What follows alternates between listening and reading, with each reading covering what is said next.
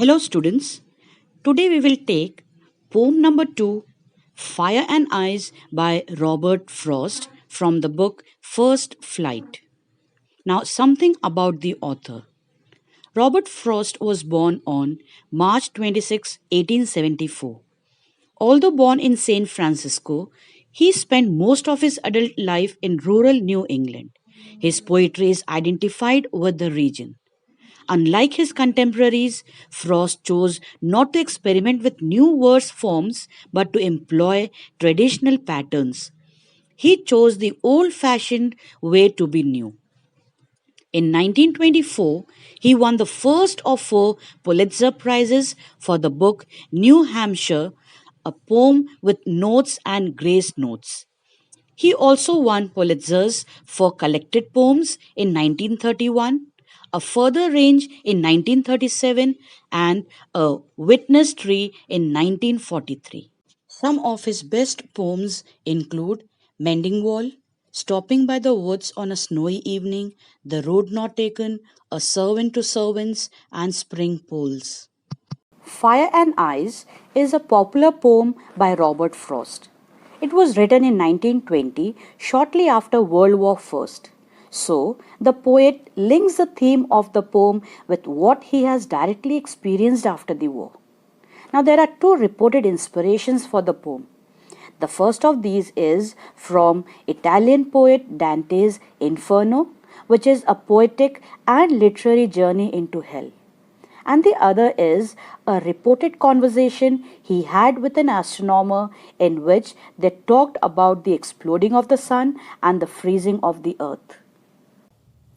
Fire and Ice by Robert Frost. Some say the world will end in fire, some say in ice.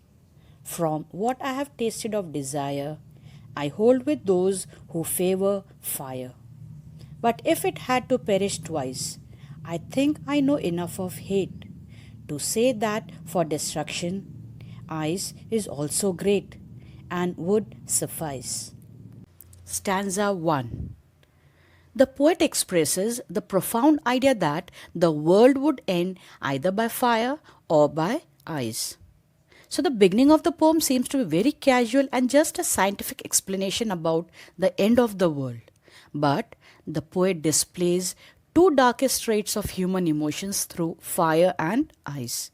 Fire symbolizes negative human traits such as desire, lust, greed, conflict, whereas ice symbolizes insensitivity, coldness, intolerance, indifference, rigidity, hatred.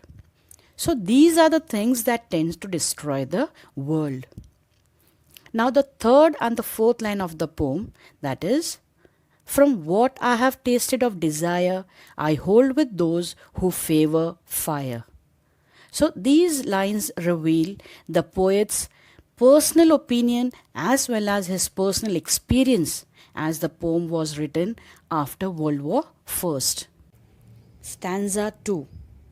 In this stanza, the poet says that if the world is not destroyed by fire completely and needed another force for its destruction, then ice could serve the purpose.